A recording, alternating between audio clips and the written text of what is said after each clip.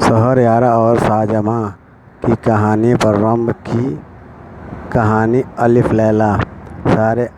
शहरयार ने उसका यह दशा देखी तो विचार किया कि मैं शाहजहाँ से इतना प्रेम करता हूँ और उसकी सुख सुविधा का इतना ख्याल रखता हूँ, फिर भी सदैव ही इसे शोक सागर में निमग्न देखता हूँ।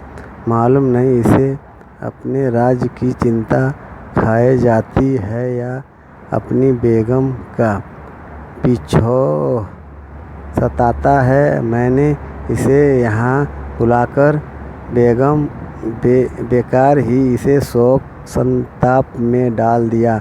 अब उचित होगा कि इसे समझा बुझाकर और उत्तमोत्तम भेंट वस्तुएं देकर समरकंद वापस भेज दूं, ताकि इसका दुख दूर हो सके। यह सोचकर उसने हिंदुस्तान देश की बहुमूल्य वस्तुएं थालों में लगाकर शाहजहाँ के पास भेजी और उसका जी बहलाने के लिए तरह तरह के खेल तमाशे करवाए। लेकिन शाहजहाँ की उदासी कम नहीं हुई, बल्कि बढ़ती ही गई। फिर शहरयार ने अपने दरबारियों से कहा कि सुनो, यहाँ से 2 दिनों की राह के बाद एक घना जंगल है और वहाँ अच्छा शिकार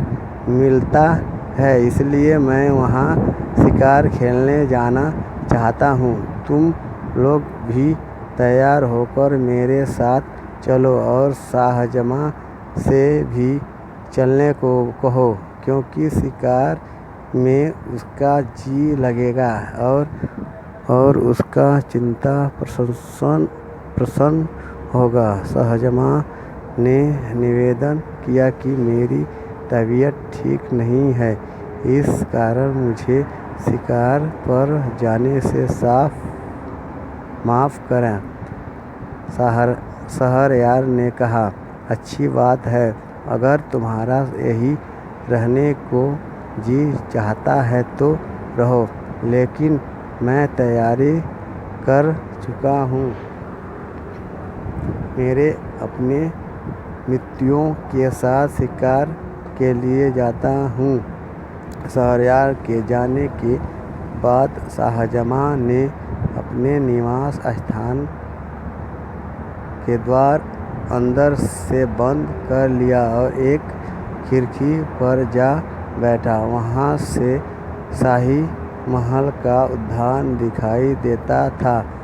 शाहजहाँ सुवासित पुष्पों और पक्षियों के कलरव से अपना जी बहलाने लगा, लेकिन मकान और बाग की शोभा से जी बहलाने पर भी उसे अपनी पत्नी के दुराचार की चोट बनी रहती। जब संध्या हुई तो शाहजहाँ ने देखा कि राजमहल का एक चोर दरवाज़ा खुला और उसमें से शहरयार की बेगम 20 अन्य स्त्रियों के साथ निकली। वे सब उत्तम वस्त्रों और अलंकारों से सुशोभित थी और इस विश्वास के साथ कि सब लोग शिकार पर चले गए हैं, बाग में आ गई। शाहजहाँ खिड़की में छुप कर बैठ गया और देखने लगा कि वे क्या करती है। दासियों ने उन लबादों को उतार डाला जो पहनकर वे महल से निकली थी। अब उनकी सूरत स्पष्ट दिखाई देने लगी।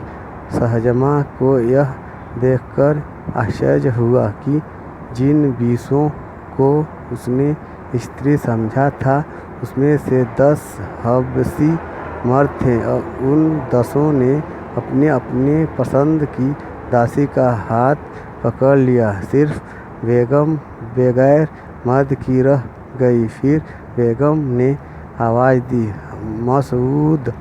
मसूद। इस पर एक हष्ट-पुष्ट हब्बी युवक जो उसकी आज्ञा की प्रतीक्षा में था, एक वृक्ष के ऊपर से बेगम को और दौड़ा और उसका हाथ पकड़ लिया। उन 11 हबशियों ने 10 दासियों को बेगम के साथ क्या किया, उसका वर्णन मैं लज्जावश नहीं कर सकूँगा। इसी भांति वे आधी रात तक बाग में विहार करते रहे। फिर बाग के हौज में नहा कर बेगम और उसके साथ आई 20 मर्द औरतों ने अपने कपड़े पहने और जिस चोर दरवाजे से आए थे उसी से महल में चले गए और मसूद भी बाग की दीवार फांद कर बाहर चला गया।